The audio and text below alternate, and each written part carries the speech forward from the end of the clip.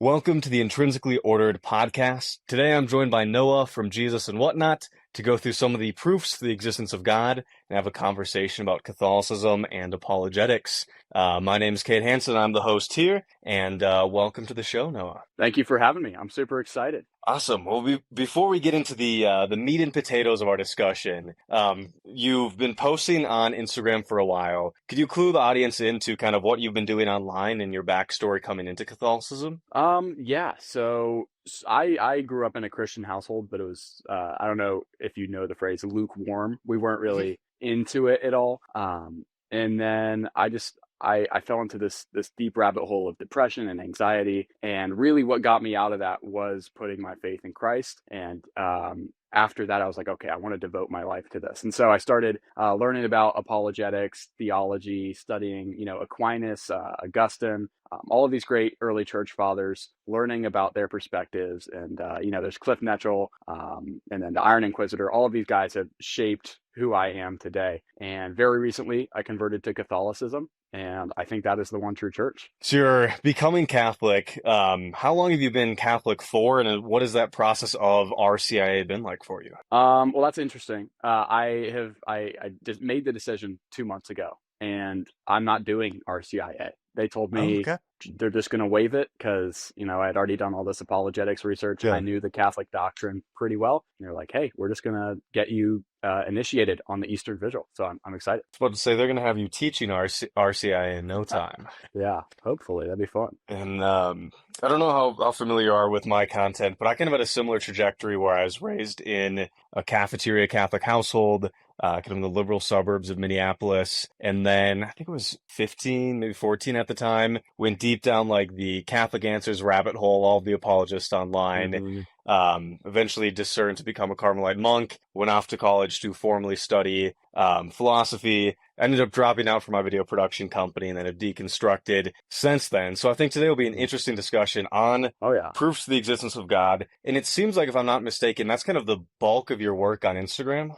Yeah, so I think I don't want to say the word proof, but I think you can get pretty darn close to Yeah. arguing that God almost has to exist in order for what we have around us to exist. But and also, specifically the Christian God, I think there's so many arguments out there that it's just only logical to come to the conclusion of, yeah, this religion is the one. Awesome. Well, let's dive in. When somebody on the street is like, "Hey, I don't know if God exists," and you're like, "Hey, there's some philosophical arguments, there's some evidence, whatever we want to call it." Is there a favorite one that you have that you point to, and could you explain that to the audience?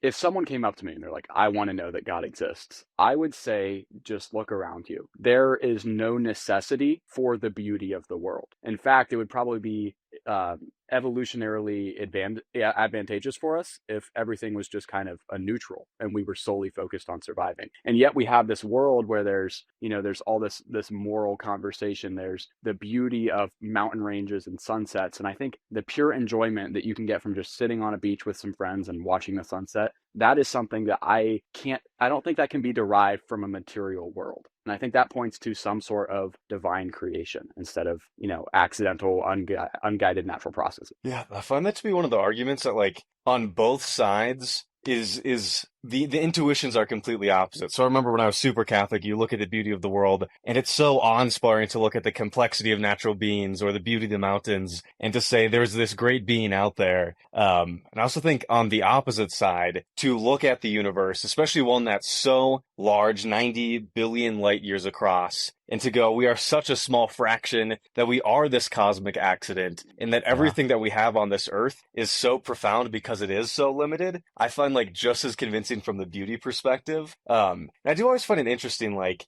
if a God were to exist, for him to make such a large universe and for us to exist at such a small portion of it seems like a wildly inefficient way for a God to create through this long and convoluted path. So it's interesting that I think both sides of the discussion find immense beauty in the world, and Oh, the yeah. question becomes, what do our intuitions point to? And I think, there's Bible verses, obviously, that talk about why is the universe so large, right? The Father stretches out the heavens. And it's all, I think, just a display of the power, right? Like, it would make sense in a scientific worldview if everything was just us, the earth, and then there's nothing else beyond that. And I think that would make more sense if, there's just this accident. Like where there is things, there's life, there's observers. And I think if that was the case, that would kind of take away from the special thing that we have here. But God creates a seemingly infinite place for us to dwell in. And yet this is the only place that we've ever found that has this intelligent life, this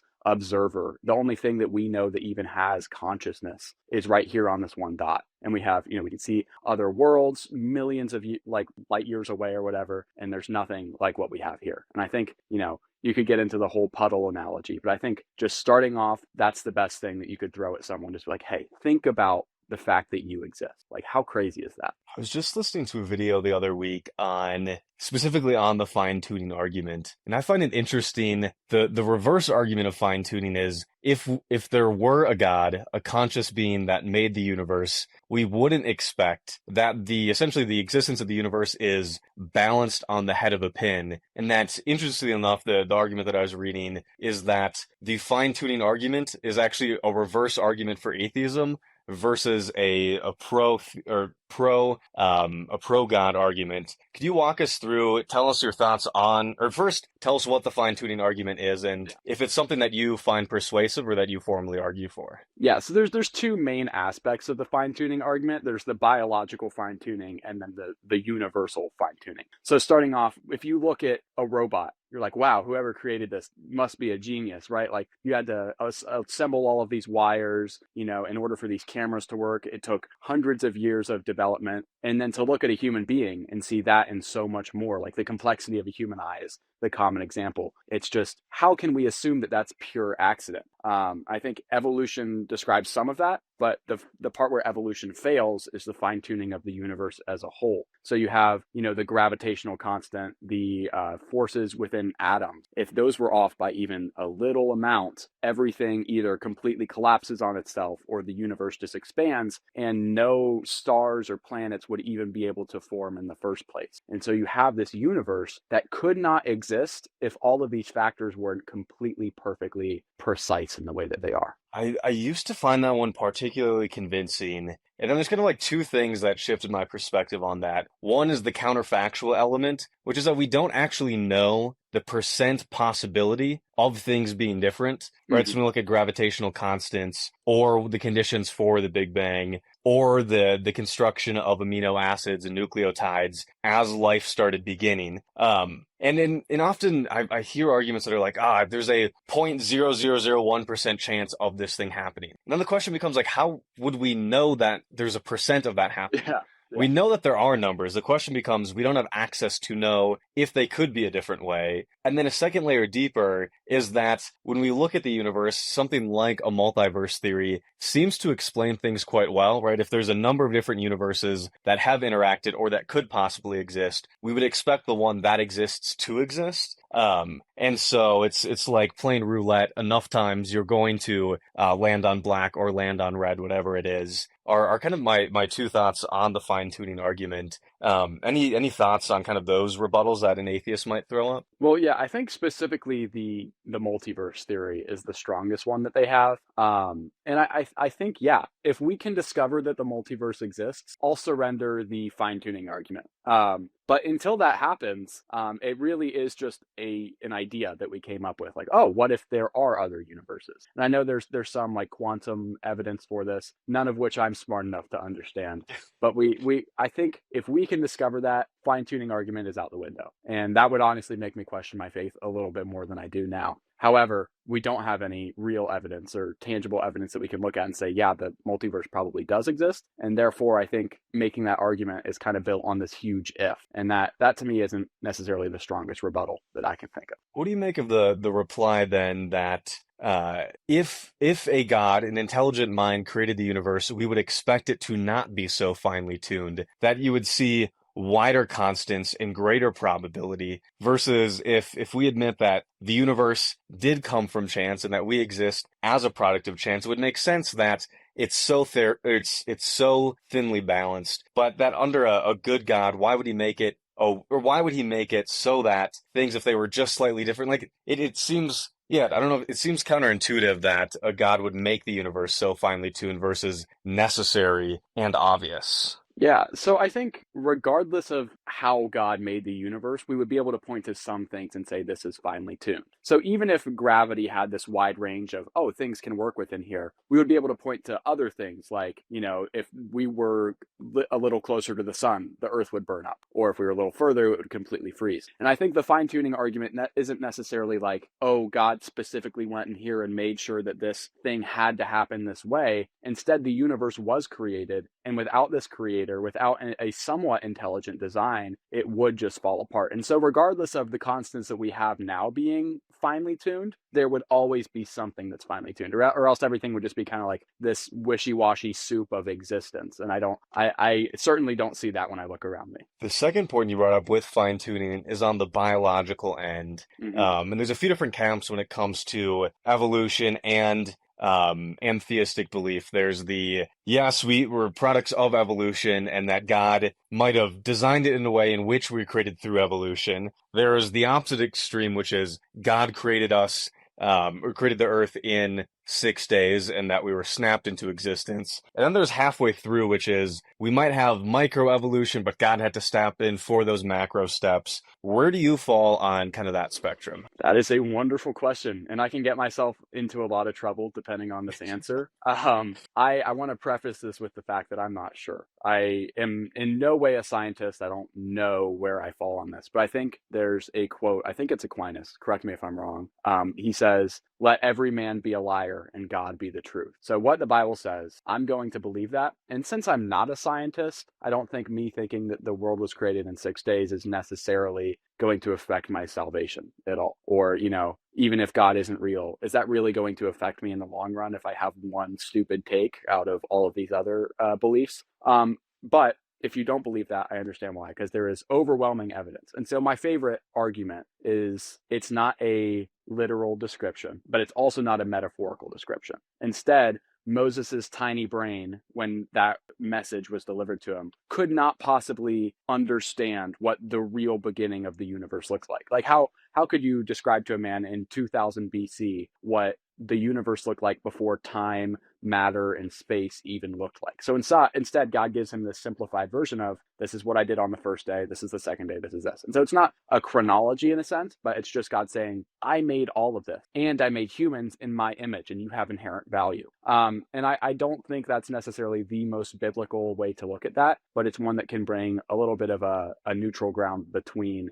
young earth creationism and then, full on science is the truth, and then God is kind of an afterthought. I find that line of response quite interesting because people, and I especially see it online a lot with Catholic apologists, that was the world created in this number of days or is evolution correct? And they take this middle ground type of approach to it when I find them just giving so much credence to this ancient document, and that not having an answer almost seems just as problematic because we have such compelling scientific reason. I find it so interesting that people are willing to go, I don't know, to a question that we scientifically do know. And then on a secondary point, when it comes to the biological complexity, I remember when I was first converting, there's a book essentially on, we know how a lot of things developed in us, but something like the eye is too complex for evolution to come and create ex nihilo in an evolutionary way. And so that God needed to step in for those macro processes and for those huge organ systems. And the interesting thing when that book first came out, since then they've had to tick off the examples that they use because we have started finding those of how the iris came about, how the pupil came about. We get closer and closer to it. So it seems like this giant God of the gaps type of argument that keeps narrowing. It's kind of my impression of that line of question. I don't know if you have any thoughts on that. Yeah. I definitely don't think that the evolutionary standpoint of the fine tuning is the best way to look at it, because we do have a reason. Sure, it takes billions of years, and it's kind of problematic from like a how did consciousness emerge from this material world? We still have a reasoning for it. And so I don't think it's the strongest one, but a cool Christian approach you could have if you're someone in the Christian faith, doubting how this could be. There's a lot of Christians that hold, yeah, all of these scientific discoveries are true. Humans existed millions and millions of years ago. God just didn't breathe the life into Adam and Eve until this certain point. So we were animals, and then God gave us the consciousness, the human awareness, this human discernment between good and evil on that day in the Garden of Eden. And there's a whole bunch of theories and, apologetics on that standpoint. But I think if you're struggling with that, just settle on that. But it's hard to be a very good theology philosopher and also a very good scientist at the same time. I recognize that. And I think if you're going to put your trust in God, just put your trust in God and be okay with being wrong sometimes. It's been interesting, and this is like a super niche Catholic point, on when we look at papal documents and pronouncements on evolution from, was it the mid-1800s onwards? It's interesting seeing how the magisterium has changed the necessary beliefs for Catholics to hold. But that'd be like a 2-hour long conversation on documents. Yeah. Kind of the next major thing, so we've kind of gone through fine-tuning, is the cosmological arguments. So whether it's arguments from motion, arguments from contingency, tell me a little bit about your formulation of those arguments and which ones you find most compelling when talking to people about the faith. Yeah. Well, I think contingency has all of these subgenres. Like there's the contingency of truth and reason and meaning and consciousness. But really you can break everything down to material contingency. Contingency just meaning everything has to depend on something to exist. So like this penny right here, right? This exists because it was minted in a government factory. And that factory only exists because the government decided so. And the government only exists because of the people, and so on and so on. And everything in our world is contingent upon something. Even the atoms in your body are contingent on, the forces holding them together. And so now you have everything in the universe being contingent and relying on something. You can trace this back to what a lot of people call the first cause. So what is the thing that began before everything else began that had to cause all of this? And it can't be dependent on something else, because then it's just in this group of contingent things that needs a first cause. And so what you get to is something that's beyond time, right? Because it can't have a cause. It never began. And it's something that created the universe, created all things that are contingent. And you get it using the fine-tuning argument. It's probably intelligent, but we can get into that. And it is somewhat a god of the gaps, but using these specific definitions and extrapolations of what this contingent thing must be, you get an eternal, all-creating, possibly intelligent force that created the universe. And that sounds like a god to me personally. Yeah, there's a few steps in there. There's in all of these cosmological arguments, there's the formal reasoning to get to some sort of vague term, and then Aquinas then takes those and then goes into like, what properties can we discern? So if we start in like that first category, which are the formal arguments themselves, both contingency, change, and motion are like these super, they're close, but also there's a ton of different formulations and they seem quite distinct. And it sounds like you were going from contingency to an argument from motion or from change. Do you have between contingency, motion, and change, do you have a favorite of those three that you like to argue? Definitely contingency, just everything needing a cause, yeah. A cause. For the audience, I always find like bringing these into analogies a little bit easier.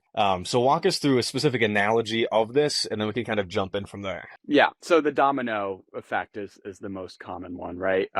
Every existence of a thing needs something to cause that existence of a thing, right? And so you have to have something that pushes over the domino. And that kind of moves into the movement argument as well. You have a domino, which is a thing, but this thing can only fall over into existence, as you might say, if there's another domino that exists before it. But you can't have this infinite chain of dominoes, because then there's nothing that knocks over the first one to cause existence in the first place. So you need something that isn't a domino, which is outside of existence as we know it, that's able to knock over that first domino. I find these arguments interesting because they seem so intuitive for, like, let's say the first 5 steps, right? If we use a pen or a chair or a boxcar, like the first few steps, you're like, I think we got this locked in. My biggest gripe with these issues in particular is that once we move beyond what we can immediately intuit, we get into the realm of science, whether we're looking at the origins of the universe, both per se and per accidents, in whether it's ontological hierarchy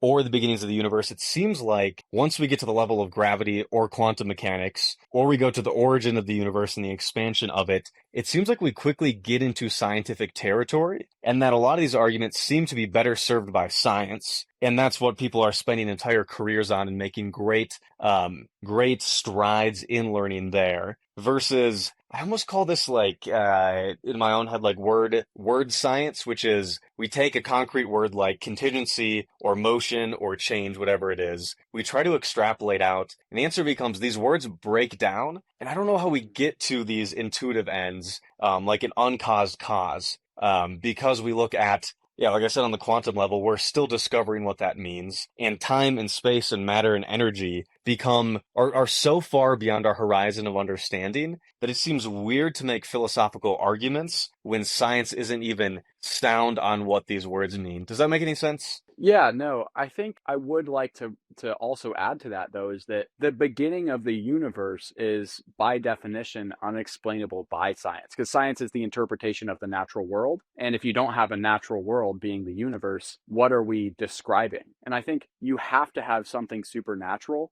not in the sense like, oh, ghost or ghoul or God even. There's just, you can't necessarily get to a point of natural explanation before natural even exists. But then it seems like the best possible and the most intellectually honest response is, I don't know, and let's keep investigating, versus large philosophical abstractions from it. Any thoughts on that? Well, I think that's why a lot of people turn to metaphysics, right?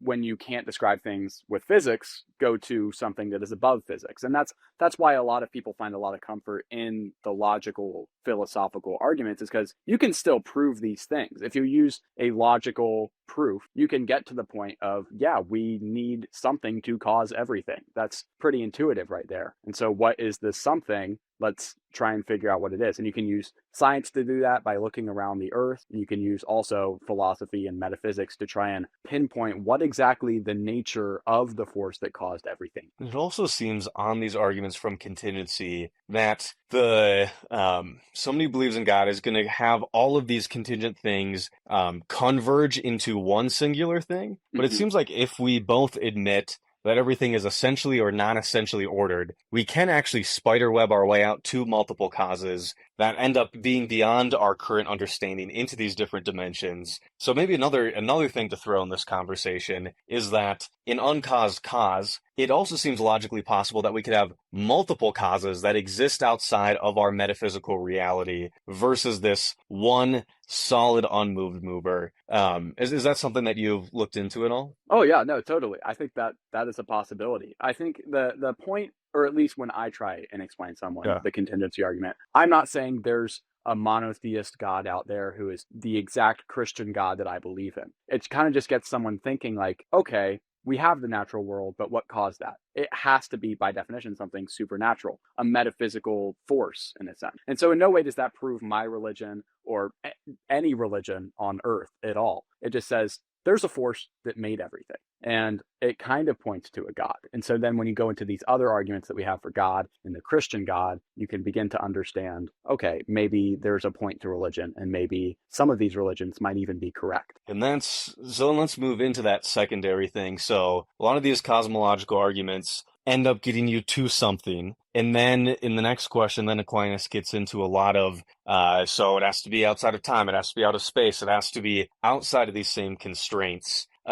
Which is, Thomas Aquinas always talks about, we can't positively know things, we can know things by ruling out other possibilities. But it seems like our understandings of any of these concepts break down. For example, just the idea of time. There's 4 or 5 different rival philosophies of the philosophy of time. And that when it comes to metric time, so since the beginning of the universe, we talk about something that exists outside of time, or something that exists sans time, or something that exists both before, or is ontologically possible before time and then comes into existence. It seems like anytime we look at even one of these words, it becomes so overwhelming, so confusing, and so outside of our understanding that to even try to meld these concepts into a God seems such a stretch beyond anything that we could possibly know, unless we have this motivating force, which is like we have to prove our own religion.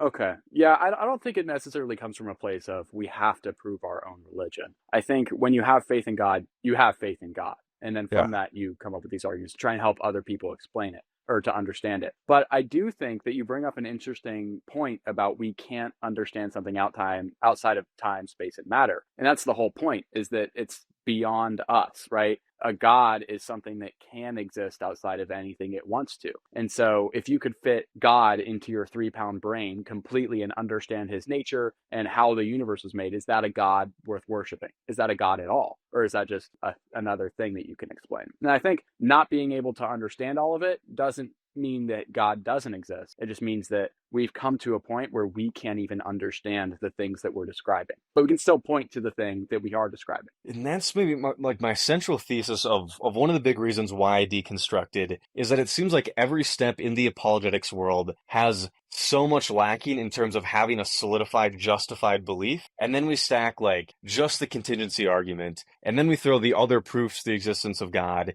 or the arguments for the existence of God, and they're so uncertain. And then it seems like the more uncertain layers that we build on top, and those would be other discussions on the historicity of Christ and the start of the church, that it seems like the intellectually honest answer is we don't know. But it seems like so many people are so confident in their belief in God that we have this mismatch between the evidence or the arguments and the amount of self-described belief that somebody puts in this being. Do you see any problem with, like, it seems like our evidence is here and it seems like people's level of belief is up here and they seem mismatched, incongruous with how we look at any other field of knowledge? Yeah, well, I think certainly the only thing that will prove God to anyone is personal experience.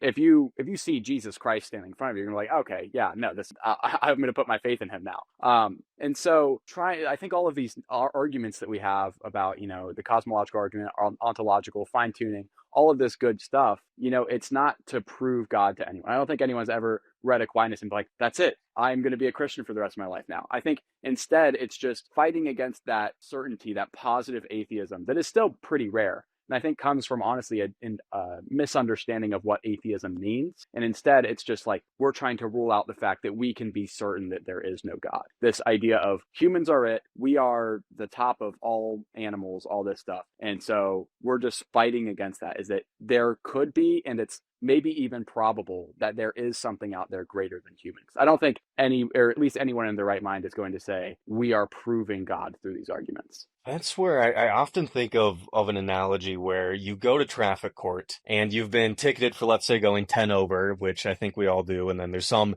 cop there to ruin your day. You go to traffic court and the cop lays out, hey, I got you on the radar in this particular area going 10 over, to which the reply becomes, well, the radar could be wrong. And then it's like, well, the radar was calibrated. But you're like, what if the calibration could be wrong? And then you're like, what if there was a conspiracy between the radar company, the cop, and the judge to convict you? And then you're like, is that possible? Yes. Is it plausible? That's a different type of discussion. And it seems like when people that believe in God get deep into philosophy around the origins of the universe, it becomes this oscillation between, is it possible? And then, but it's plausible here. And then if we squint hard enough, like there's room for the existence of God in the gaps that we don't know, but it doesn't seem like on its face value, immediately apparent, at least to most people. And then, I mean, you could go down into the divine hiddenness issues. I don't even know where that sentence was going. Any thoughts on that ramble of it? It just seems like this evidentiary standard when it comes to religion is applied so differently than how we do science or law or any other field out there,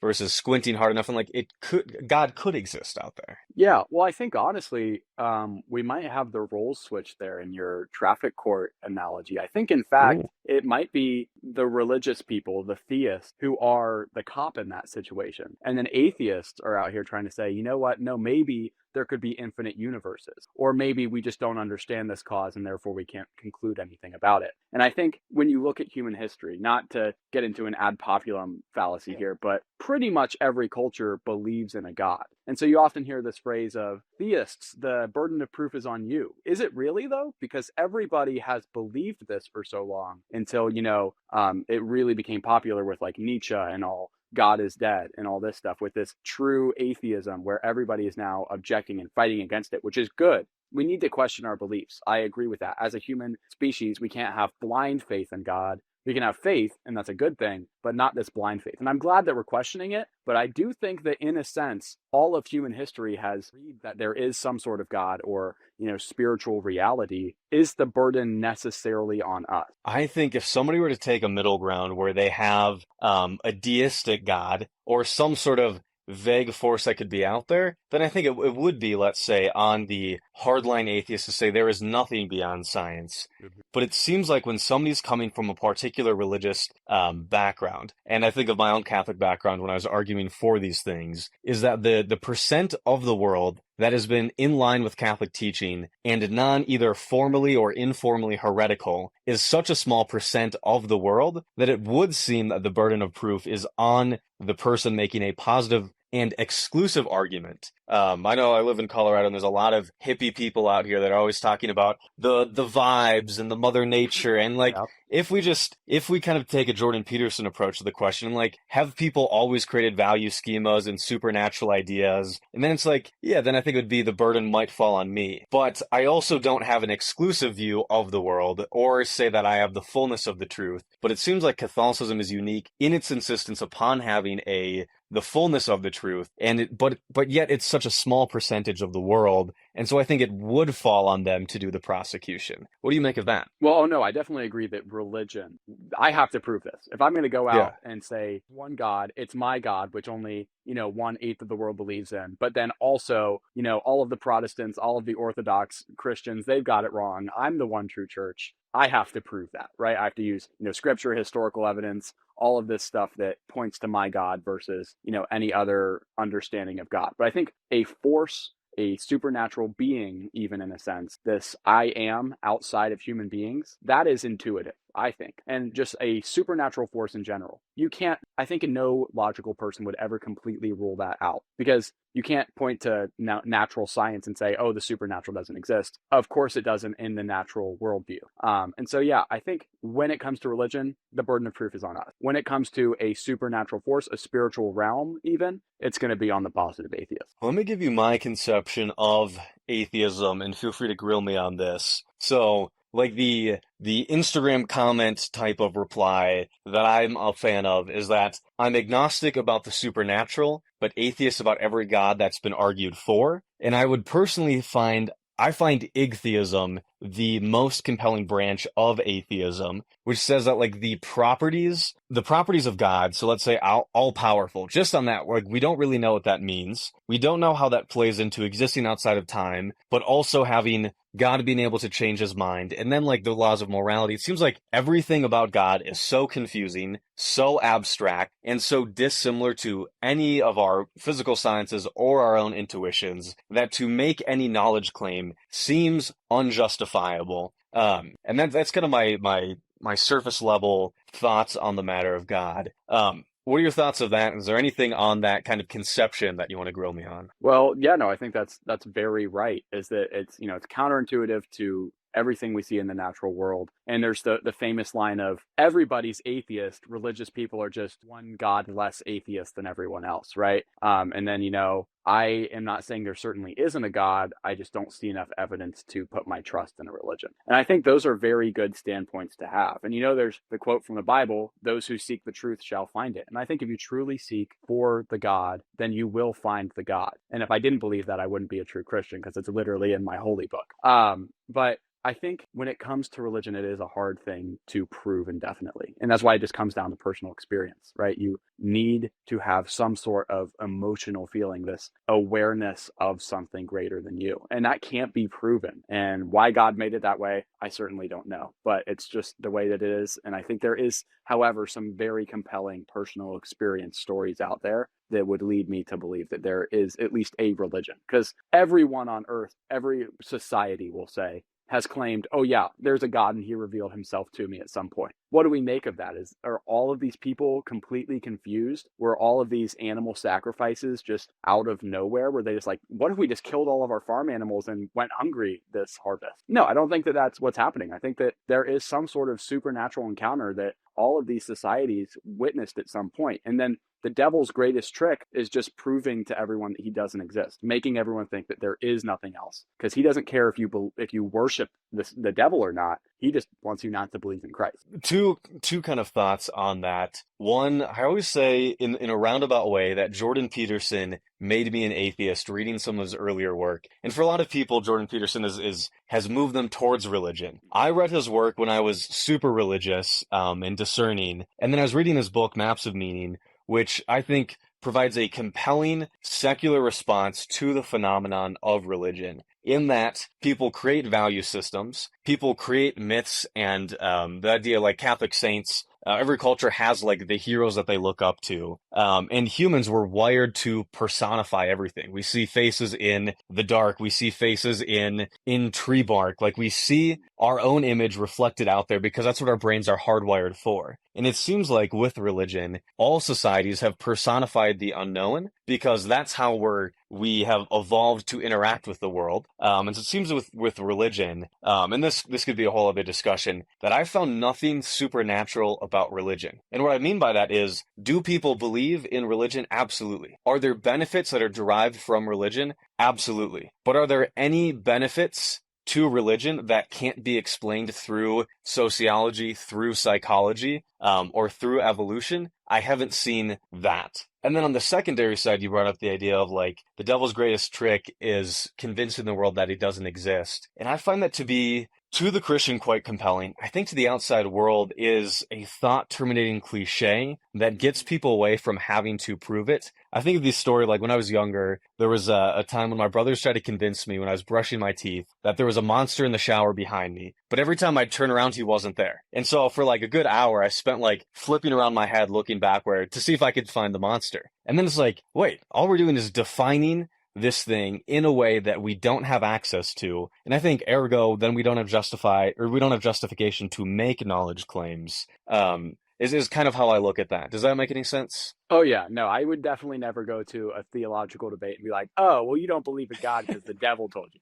That's not going to convince anyone of anything. But going to that personifying the natural world and turning it into supernatural claim that you made, I think that's actually really compelling. I think that is super interesting. But then there's also some aspects of religion that we see in almost every religion throughout history. Is like, I think the sacrifice one in general, I don't understand. You said that every aspect of religion can be explained in this beneficial way to the natural world and to people's lives. But then you have, even the sacrifice of humans. Like that's a thing that the Aztecs would do pretty like regularly. They would just kill children and be like, oh, well, our God wanted this. And I don't see the societal benefit to that, or how that could even be extrapolated from these societal norms that were intermingled with mythology at one point. I don't understand how you can get from, okay, here's the laws that we need to follow, and then we have these mythological beings, we'll say Zeus throws lightning bolts at people, and because of that, now we need to sacrifice our babies on an altar. I don't see the connection there, and why it's so widespread across society. Let me take a shot at that. So I would differentiate natural versus beneficial as two distinct things. And obviously, like, I don't think that every aspect of religion is beneficial, but I think we can explain human sacrifice in cultures through naturalistic means, which is if you have a system in which people genuinely believe that if they are not to sacrifice their fellow members to this supernatural agent, that something so terrible is going to happen to them that they take such extreme actions. Right, so if I believe that I just saw a movie trailer the other day for this girl. She's out on a date, and halfway through the date, she gets a text from this kidnapper that has kidnapped her child, and basically says, "You have to poison your date or we're going to off your child. And so she doesn't have knowledge, or she doesn't have access to that knowledge, but is she, or can we have a naturalistic explanation for why she would take steps to poison her date? The answer is like, yes, we can understand it, because we know that she is acting to preserve her own child in the same way that the Aztecs were working to, they genuinely believed it. Now, I think it's wholly unjustified, and maybe there's a greater discussion on some of the problems with religion that people are so ready to throw other people under the bus for it. But I think we can naturalistically explain the Aztec human sacrifice. It makes sense from an evolutionary psychology perspective. Now, obviously, I thoroughly disagree with that. Does that distinction kind of answer that question? Yeah, I'm going to argue against myself for a little bit here too. I don't know if you've ever watched Minefield with Vsauce. There's this episode on the show that Vsauce, Michael, he made this episode where he puts people in like this box, and there's a button in the room, and when you press that button, absolutely nothing happens. Once every certain amount of time, randomly, a bunch of cash will come through this door. And the people, they believe that there's a system to how you can press this button that does absolutely nothing at all that will somehow give you this cash. And I think that's an argument for what you're saying, is that we can extrapolate from, this meaningless sacrifice as to how some people could assume that when we have a good harvest, it's related to what this is. I would just like to talk to the guy who first came up with the idea of let's sacrifice our children. And I think that could explain maybe one society sacrificing their children. But when you look at all the religions, there's such consistency in this sacrifice, or in, even the morals that we have within those societies based off of the religion, or, burnt offerings of harvest. I don't understand necessarily where the rationale comes from, why every religion seemingly has these similar stories, similar sacrifices, like with Noah's Ark, the flood myth. It's everywhere. And I think it's kind of, I don't think it's fair to assume that all of this came about because all of these societies somehow came up with the same ideas, same rituals, but on their own, because they didn't have communication the way we do. And so I would love to hear your rationale on that. Yeah, so this came up in my discussion when I was debating Michael Knowles on gay marriage, which the ethics of that, as we talked about, very different discussion. But when I was talking to him, every aspect of the Catholic definition of marriage can be found in other cultures, right? You say lifelong partnership, which people disagree on, but you can find examples throughout society of marriage being seen as being lifelong. And then between a man and a woman, you can pull up examples of that. And then ordered towards the procreation and the raising of offspring, you can find a ton of examples of that. But it seems like it's a giant Texas sharpshooter fallacy, which is you have a ton of data points, and then you circle the data points arbitrarily to get to your definition. So with Michael Knowles on marriage, yes, you can find examples of Catholic ideas about marriage throughout all civilizations. But what you don't see is that all civilizations all believed those essential elements. So when it comes to religion, if you say religions have historically found incarnation, so their God has in some way become present to them. And it's like, yes, we can find examples of that in one category, but that's not in all cases. And then you say, we need a God that enacts justice after death. And it's like, yes, you can find examples of that. And if you look for examples, you can find a ton of examples, but you don't see them even in the same direction. For example, the 6,000 years ago with the rise of Hinduism has a very different idea of God in a mutually exclusive way than the ancient Egyptian views of gods and the pantheon thereof, which is also mutually exclusive from the Greeks, which is also then just within Christianity, Protestant and Catholic and Orthodox beliefs in many ways are all mutually exclusive. So if I saw religion in that they all had this similar thrust, and they didn't say that they were mutually exclusive or each had a monopoly on the truth, I'd say like, yeah, that's kind of a more compelling case if we go for a Chestertonian like democracy of the dead. But it seems like there are such scattered data points that we can't make claims about essential versus accidental features to intuit a particular religion. Does that make sense? That is a great way to explain that. I haven't poured through the data or looked at all of the, every historical religion that we have context on. So I can't make a definitive claim, but I do feel like it's a little more than coincidence or arbitrarily circling things when, I can't name a religion that doesn't have some form of sacrifice that directly actually harms the society. And I guess I would need to do more research to make a definitive claim on that. Well, let's dive into, so we've kind of gone through fine-tuning and beauty. we've gone through some of the cosmological arguments. From there, I know a lot of theists will go into, let's say, arguments from morality or from utility. Are there any arguments in that camp that you're a fan of? And feel free to give kind of an explanation to the audience of what those are. Yeah, pretty simply, I don't think you can have an objective morality without a God. And that's a claim that a lot of people don't like, but I think it is the only logical conclusion. I'll give you a Yeah. little analogy here.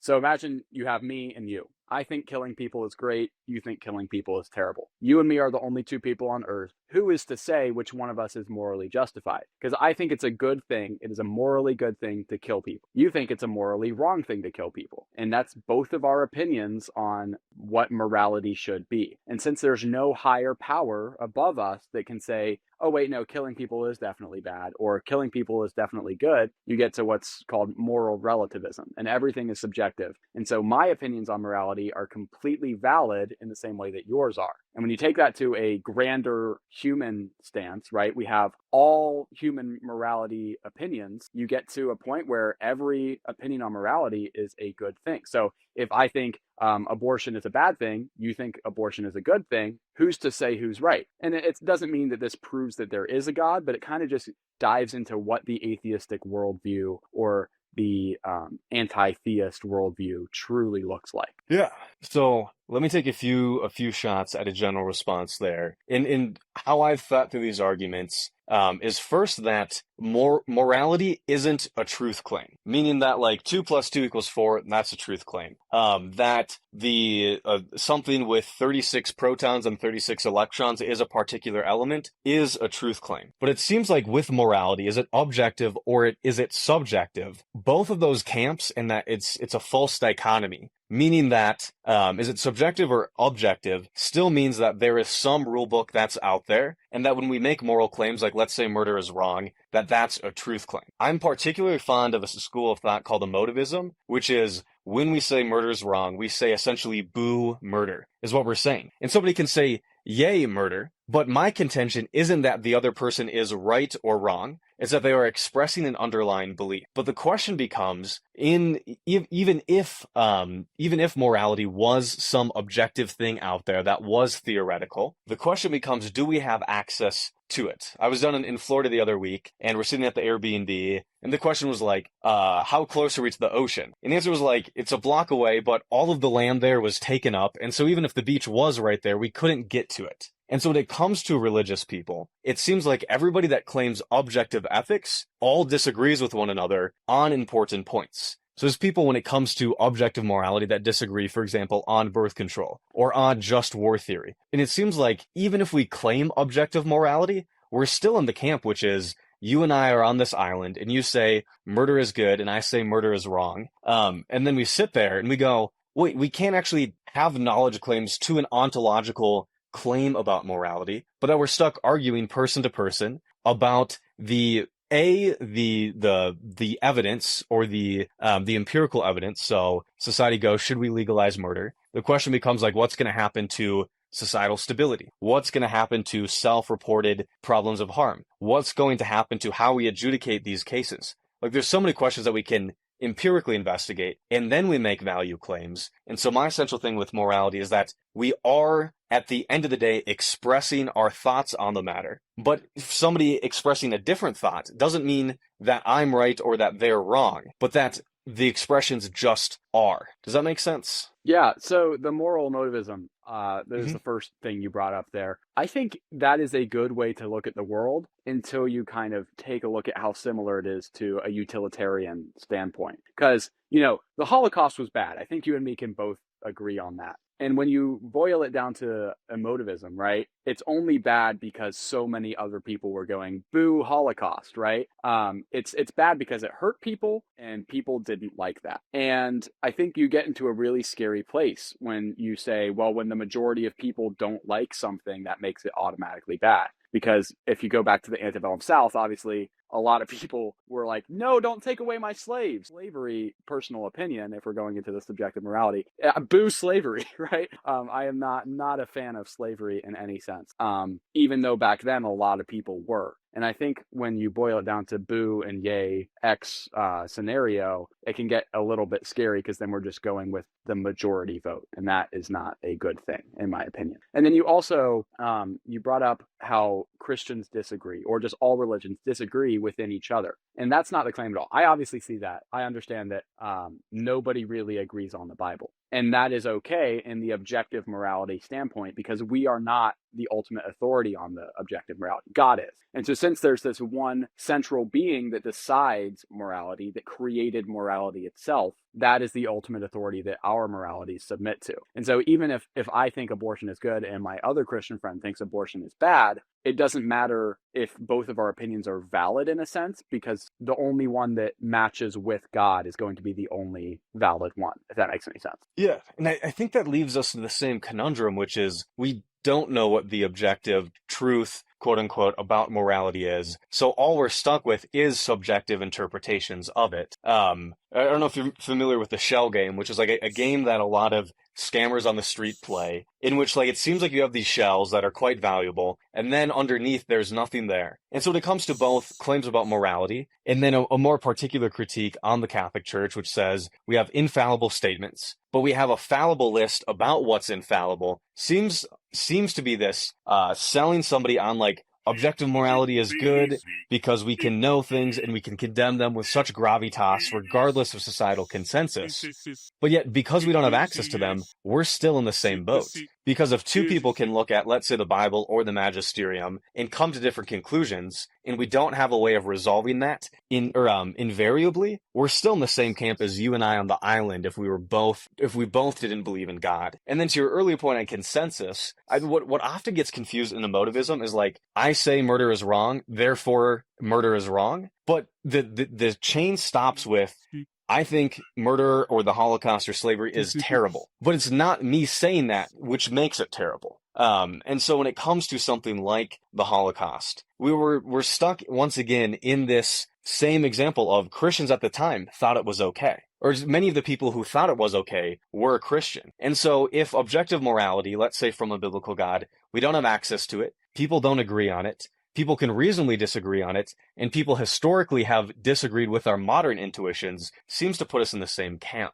Because on, let's say, the issue of slavery, the papal documents over time have permitted, not just in a passive way, but in an active way, the ability to own humans and their descendants. And then, interestingly enough, once society shifts, then the papal documents around that same issue shift to saying it's an intrinsic evil, when 300 years prior there were papal guidelines from these dubias on how to own slaves. It seems like we're in the same position, which is we have to look at evidence and we have to make value judgments to make the world a better place, regardless of what rule book exists outside of time. Does that make sense? Yeah, no, I agree with you. And that's why I'm so drawn to the Catholic Church is with all of these Protestant sects, you have, you can go to church right here and they tell you that, we support LGBTQ abortions. If you want them, go get them. And then you can, if you don't like that, go to a church that agrees with you. And then you're not worshiping a God. You're not worshiping this moral lawgiver. Instead, you're worshiping yourself and not being willing to change to anything. And so that's why I like the Catholic Church, is because that interpretation is concrete. And you brought up this active support of slavery. I think that's a little misleading, because in the 4th century, even the Catholic Church, you're right, they didn't specifically say slavery is wrong, but they did say, if you beat your slave, that's really bad. You should treat your slave, as described in Philemon, as a brother in Christ. And so even though they work for you in the same way that, a McDonald's worker works for their boss, treat them as a human being, not at all in the way that the antebellum South did. And that does not, support indentured servitude in a sense. They just say, if you have a slave, here's how you do it. And that's the stance that the Bible takes a lot of the time too. And then, you can get into Levitical law and some of that stuff, because there are some shocking things that you can find in Mosaic and Levitic law. But that's a conversation for another time. Yeah. But yeah, no. So I think that is why you should choose the Catholic Church. If you have a problem with subjective morality, we have all the interpretation. And if anytime questions on the interpretation arise, like when abortion was a huge concern, when we had all these problems, the Catholic Church was like, oh yeah, we'll just clear it up for everyone. Abortion is bad. Don't kill your children. There's a great book, I'm forgetting the name of it, and it's by a Jesuit of all people, on Catholic documents specifically related to slavery. Both in the 1100s, the owning of slaves and their descendants was allowed. And then more particularly, there was a set of African bishops in most of the early 1800s, and the Vatican came out with very specific guidelines. And obviously, like the slavery debate's a very different question, but it wasn't immediately apparent to Catholics of that time or to the Catholic hierarchy at the time to condemn all forms of owning another human being. Whereas once JP2 comes along, we have like very clear this idea of intrinsic evils. But it seems like if there was objective morality and God was the arbiter of that, and God can speak through the Catholic Church, it could have been from day one, we could have cleared up the whole slavery issue. But yet, during the antebellum South, there weren't bishops in the South that were saying, hey, God says, like, we really got to get rid of slavery. There might have been some walking back, let's not go too extreme. But if slavery was an objective evil, we don't see it condemned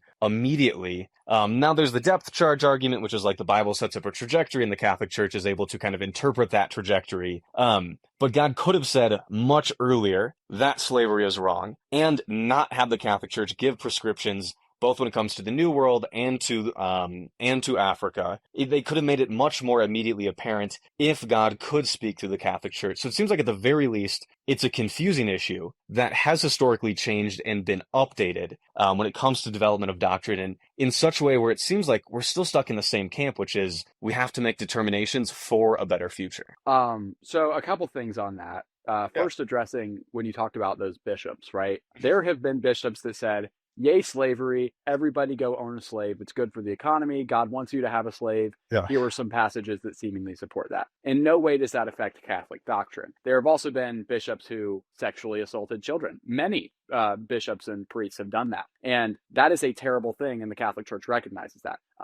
And even if, all of the priests, like we'll say 75% of the priests say, by the way, sexually abusing children is good, if that never gets into Catholic doctrine, it's not something that we're going to believe or is going to affect our morality, or at least it shouldn't, because only official Vatican Catholic doctrine is what we follow. And using that idea, if we go back in history, there's never once been a Roman Catholic doctrine that says slavery is good, or something along the lines of there's nothing wrong with slavery. The only thing that really comments on the morality of slavery is by saying, hey, we need to stop treating them harshly, and eventually slavery is bad. And why did it take so long? I don't know. We should have done a better job. Why didn't God in the Bible say, stop owning slaves? I don't know. But I think also there is beauty in suffering. And not to say slavery was beautiful. I don't want anyone to think that that's what I'm saying. But, there are wonderful stories of saints who were slaves, and wonderful stories of,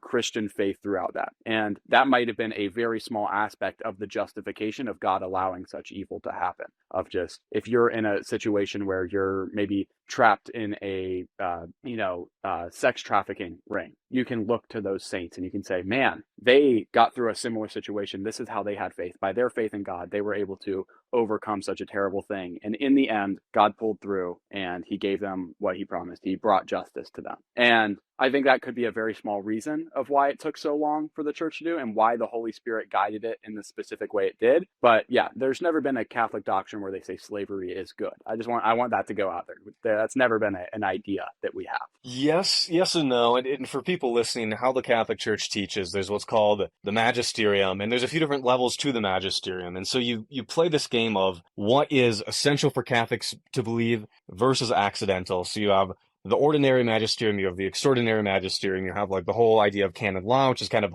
off on its own side. Then you have councils, you have solemnly defined papal proclamations. Only two of those had existed. But when it comes to, and obviously like the slavery discussion is a whole other one, we don't know, specifically within a Catholic context, what are the mandatory and binding teachings of the Catholic Church. Because the same level of documents that came out in the 1800s surrounding how to own slaves and what you can and can't do are analogous to the same level of certainty that, let's say, Catholic documents have came to when it comes to hot button issues like homosexuality. So it seems like over time, the magisterium of the church has been negotiated, has been changed, and that the only way to say that it hasn't changed is to say that the modern interpretation, both on an ordinary and extraordinary level, is the only correct and modern interpretation. But it seems like we're back in the same boat, which is, let's say God was an objective truth, and what he wanted was objective. It seems like both the Catholic Church, in its formal documents, in its proclamations, and in the ideas of the hierarchy and the interpretations of the laity have been so varied that we're into the same boat of having to negotiate and make moral claims and determinations because Catholics can't agree on what Catholics have to believe on. Okay. Yeah. Well, first of all, I want to talk about the revelation of God's Yeah. word over time. So we have the Bible. That is the first complete structure of God's word that we ever have. There's obviously the Pentateuch that was used, and then you have the Old Testament. But there was never actually a canonized version. Even the Jewish tribes that held those books, they didn't even canonize it until I think 235 AD. And then the Old Testament Deuterocanonical books plus the New Testament wasn't canonized until I think Pope Damasus I was like, this is it, or Council of Nicaea. One of the two came first. And so once you get that, that's the first full revelation of God's word. And from there, it's not finished. Now we have God's word, but we need to interpret it. And to expect the Holy Spirit to just come down on the Pope Damasus and be like, okay, now you have everything. Here, let's write out every single word. We have to write crypto scams are inherently evil. We have to write, don't steal NFTs from your friend. You can't assume that we're going to know the future. And so based off of what's happening in society and what's going on, the word of God is interpreted through the Catholic Church over time. And I hold to the belief that it's never contradicted itself. It's been revised in a sense, but it's never changed. I know that those two words are very almost synonymous, but we've had updates. So maybe we say, I'll use the slavery example.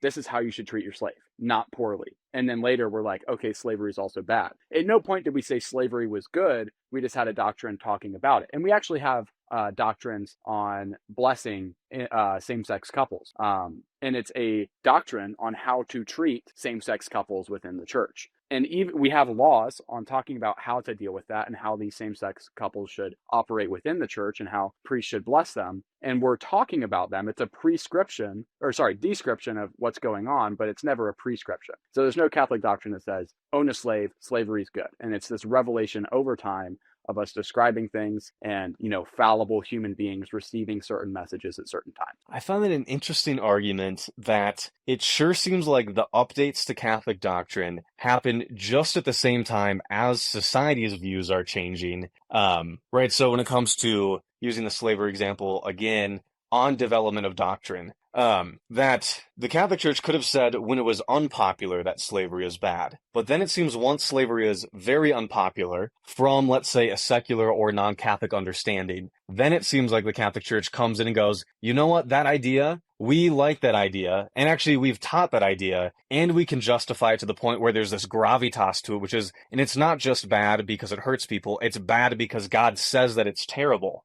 I find it mighty suspicious and a giant post hoc justification when the church is teaching updates as soon as a particular viewpoint becomes very out of style, when if the church was able to infallibly declare things definitively, and it could have done it at any point, it's oddly coincidental for it to line up when secular people have a different understanding of human rights. Yeah, no, I agree. But it all comes down to how the church revises its teachings, right? So there's the infallible teachings of the Catholic Church. Those are the teachings that we have, but there's probably also teachings that the magisterium has neglected to put into Catholic doctrine. So even though everything we have is perfect, there's also things that they could have been led by the Holy Spirit to do and then neglected to do. So it's not an exhaustive list of everything that is seen as morally wrong or morally right. And the thing that ultimately brings about the change that we need and to have this infallible doctrine is societal concern. And so when all of the people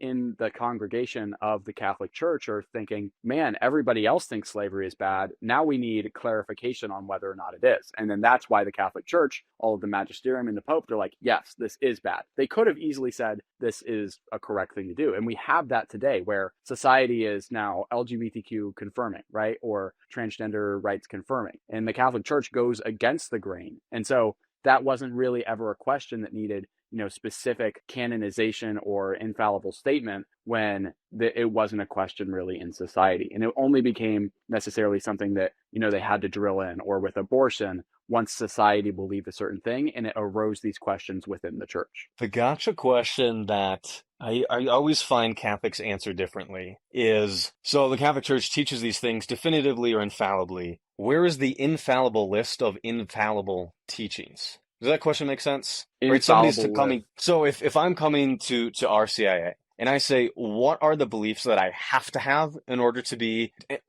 enter into the church versus what are the beliefs that are optional or out there? And so the question becomes, right, the Catholic Church says these things are infallible. That's a statement. What I've never found, both when I was in Catholic and outside of it, now talking to current Catholics, is that Catholics can agree infallibly on what the list of infallible teachings are. And it seems like all Catholics are cafeteria Catholics. Because let's use the American church, for example, this liberal versus conservative culture wars within the church. And they both say, no, the real Catholic understanding is blank. Then the other side says, no.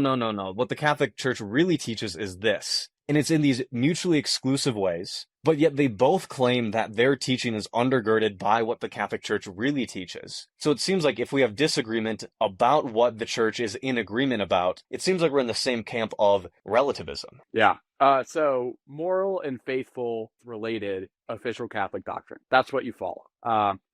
Typically, if it's in the catechism, you're going to follow it. If it's put out by the Vatican in an official document, you're going to follow it. And then things like the Latin Mass. Vatican II very clearly speaks on Latin Mass, and it says, we're not getting rid of Latin Mass. In no way is Latin Mass bad, but also there's a lot of people who want to worship God in a language that they can understand. And so now we're going to allow for Latin Mass to not happen at every parish. And so now you can go to a Catholic church and praise God in a language that you understand. And so there's disagreements about that idea, but in no way is that a moral or faith-related teaching. However, I think there are Catholics who say, no, Latin Mass is wrong.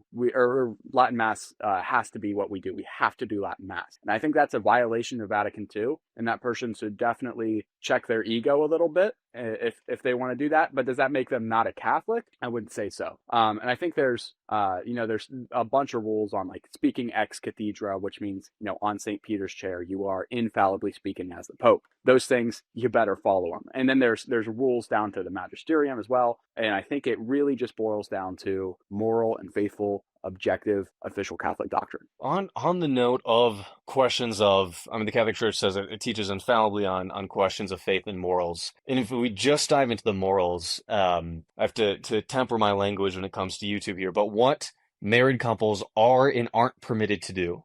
There is huge disagreement. Every Vatican teaching says no to birth control, but what are the particular practices that married couples are allowed to do?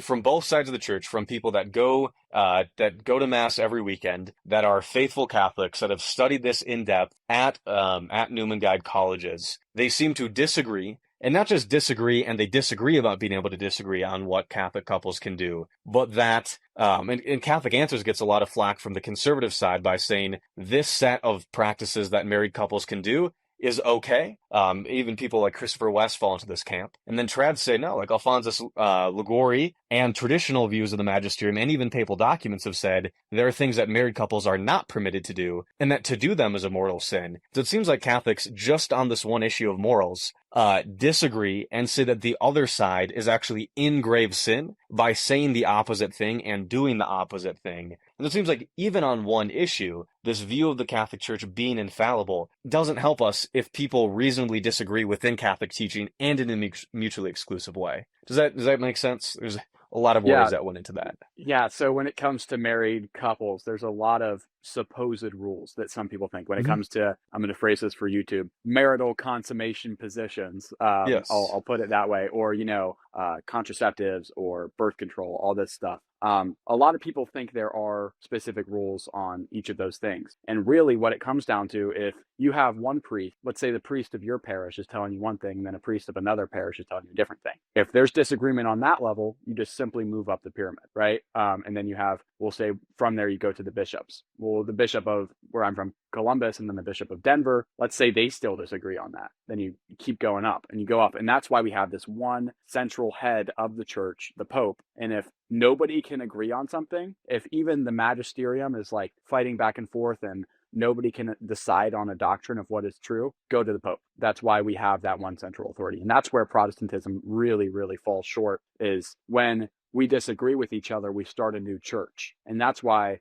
the Catholic Church has lasted so long. And I don't think will ever fall apart, even, despite all this corruption and sexual scandals. I don't think it'll ever fall apart, because we hold so closely to that commandment by Jesus to be one in unity with another. We have this central figure. No matter what the dispute is, you submit to him when it comes to Catholic teaching. So if we go up the hierarchy, so we talk about the local priests disagree. They're both quoting the magisterium, which is kind of this amorphous idea that's out there. Then the bishops who disagree on this issue are also quoting the magisterium. And then Francis in particular and the past popes also haven't ruled on the issue, but yet they have knowledge of the fact that Catholics say the other side of the issue is going to hell. So it seems like that line of reasoning would work if the Pope always answered Dubia, which is like this dubias, which are the set of questions. But it seems like when we go all the way to the top, we have silence. And we go all the way to the bottom, we have confusion and mutually exclusive. So just on the issue of what married couples can and can't do. And then you get into like the discipline of the sacraments on, can the Latin Mass be abrogated in principle or not? Huge sets of disagreement there. When it comes to the authority, or even then on spiritual practices, when it comes to frequency of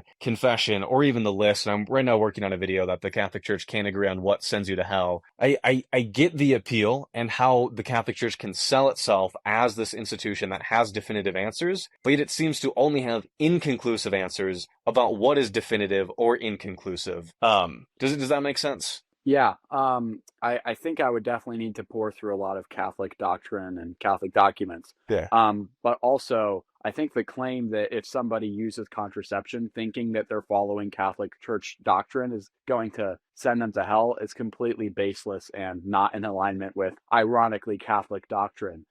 Because, God knows your heart, Romans 2:14-16, even people who aren't within the Catholic Church can still receive salvation, because if you don't know what the truth is definitively and don't choose to reject it, God's not just going to rip you off because you followed the wrong Catholic doctrine out there.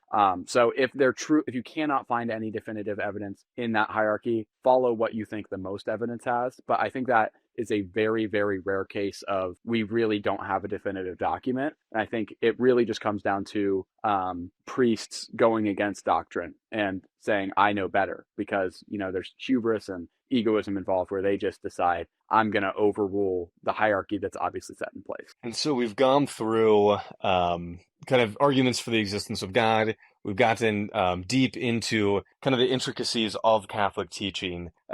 Are there any other topics that you think would be relevant in this conversation for the audience to kind of hear two different perspectives on? Any questions that you want to ask towards me or try to grill me on anything? We've been going for a while, and I think if we go another little while here, I'm happy to hear what else we want to talk through before wrapping up. I have a question for you. What would cause you to come back to the faith and be, this crazy devout Catholic Christian? What would that situation look like for you? I think there's the personal experience side, and then there's the argument side, which I think, as you pointed out towards the beginning of the discussion, are two very different camps. So on the personal side, what would it take for me to go back? In a certain sense, I think we all make decisions that we think make our lives better. So whether it's what time we wake up in the morning or what religion we belong to, there is this set of determinations that we make to have a better life. And so if I saw a reasonable way in which going back to being a traditional Catholic, going to the Latin Mass daily, in discerning a vocation, if that helped my life, I would go back to it. On the philosophical side, I put out a recent video which was on like what would it take for me to believe in God, or specifically when it comes to the argument of divine hiddenness, which is if we had an intelligence out there that clearly communicated in human terms, in a way that provided benefit to society, in a way that we can interact with, I would listen. So I use the example of, have you ever watched the movie Interstellar? Yes. Okay, so in that movie, they're getting these communications in binary that gives them specific locations to go to. And there's these wormholes opening up that seem to benefit society. And if that happened, I'm absolutely listening. If we woke up in Times Square every morning, had writings on chalk that gave us answers to life's biggest questions, and that made the world a better place, I would definitely want to listen to that. And then if that was situated in a way where God was more apparent, and also there was much more consensus around religious issues, if there was only one religion, let's say, and that people disagreed, but in a non-mutually exclusive way, I feel like I'd much more tend to that, and I think that would be epistemically justified. So there's kind of like the two camps. One is, if Catholicism made my life better, I'm all in, and then the philosophical side, there'd be like that particular set of conditions. Does that make sense? Yeah. I do want to warn you, the Catholic Church will never make your life better in any way. In fact, it'll probably make it much worse. And that's simply because that's what we're called to do. We're called to suffer, just as Christ has been crucified, so I crucify myself. And yeah, I think you made a very good point about we need to be in more of a consensus, because that's our whole selling point, right? Is that we are sure in what we believe. We have this hierarchy. And I think if we truly followed the hierarchy, it wouldn't be a problem. But I think instead we have, hubristic priests that are, I'm right, I should be the Pope, and I'm going to throw away everything that Christ set up in the beginning. So you make a good point about that. And that's something that the church needs to do and work on, and drill into people. And I think I can actually see somewhat of a shift happening where you have this new wave of super traditionalist young men wanting to become priests. And that's super encouraging to me. And I think the entire body of Christ is looking forward to see what changes are brought about by that. But if you are looking for a church to make you happier, and to make your life better and feel like you don't have any challenges, Catholicism might not be the one for you. I mean, it's the one for everyone. Obviously, that's what I believe. But that I don't think that's the right thing to look for in Christianity. I think that's an interesting point that Catholics like to dwell on in conversations when it comes to the world didn't call you to comfort, it called you to greatness. Which is this idea that Catholicism won't be easy, but that true peace and true joy is found in Jesus. And I don't think that idea of the only way your life can be better is by making it easier. I think that is a good distinction to make. And I agree on the first premise, which is like our lives become better by doing challenging things. Like I run ultra marathons. Right now I'm prepping for a big 240-mile race. And like the training is grueling, and actual ultra marathons are some of the worst feeling things on planet Earth. But yet I find benefit in them. They make my life better by going through hardship. And so I agree with the thrust of the answer, which is like, we want something that calls us to greatness. We want something that makes our lives more at peace. And the only way to do that is through sacrifice. Now, I think the question becomes, do all sacrifices lead to a more peaceful and more peaceful and a more joyful life? Like, is putting a toe pick in my toes and then kicking a wall, that's hard and painful, but it doesn't make my life better. But dieting and exercising is difficult, but it makes my life better. And so when I say, Catholicism should make my life better, what I mean by that isn't that it would be easy, but that it would provide some semblance of peace even amongst physical discomfort, or that it would create me in a more loving and a more caring way. Because when I was Catholic, I mean, I was doing Exodus 90 3 or 4 times a year, like deep into the asceticism, deep into the self-denial. And in many ways, there was benefits of that. But I found since leaving Catholicism where I can negotiate the trials that I want to undertake, that make me a more sacrificial, a more strong, a more hardcore, and a more disciplined person to build a better life. I found that the things that I'm willing to do are only the ones that do make my life better, instead of needlessly like kicking a door with a toothpick in there. So yeah, I agree with the thrust. I don't think I agree with the conclusion. Yeah, I don't know if that makes any sense on the aesthetic note. Yeah, no, I agree with what you said, but also I disagree with the conclusion in a sense. Is that yes, it's not even about making your life better. I think, I hope at least, I think the perfect Catholic will say, if somebody walked into this room right now and held a gun to my head and said, deny Christ or I'm going to shoot you, I think what I would do is say, Jesus Christ is my Lord and Savior. And I'd get capped, right? And Yeah. there's nothing about that that's going to make my life better. And I think that's, in a sense, how you should view every single decision you make within the faith, being that, I don't think St. Peter, when he's being crucified upside down, in his heart is like, man, I just feel peaceful right now. I feel like, the Lord is with me. He's probably screaming in agony. He's like, oh my gosh, there's nails in my hands and my feet, and all the blood is rushing out of my mouth because I've been up here for hours and hours. And so even in the sense that you'll feel this peace and you'll feel this happiness all the time, I'm sure you'll feel that some of the time. I'm sure you felt that at some point too, since you seem like you were at one point very, very devout to the faith. Yeah. And I'm sure you've experienced that at some points. And then when it gets to these things like, let's say no premarital sex, that aspect for a lot of people is a huge sticking point. Because like, why wouldn't God want me to experience happiness? Well, he does, but not right now. That's not what this life is for. The only reason you're here, in a sense, is to, one, spread the gospel, and two, suffer, and suffer over the evil, the pleasures of what God has prohibited, the denying of the tree of good and evil, right? That's what you're here to do, is to choose God and your faith in God over anything else, no matter how painful or like ruthless it is on your physical body and your mental state. Like, it should suck. That's kind of the whole point. Yeah. I'll share one last thought on that, and then I'll let you wrap up the episode and have the final word. So on that issue in particular, in somebody's conversion process, there's the is this true or is this useful discussion? And in many ways, these two items work in tandem. These two arguments seem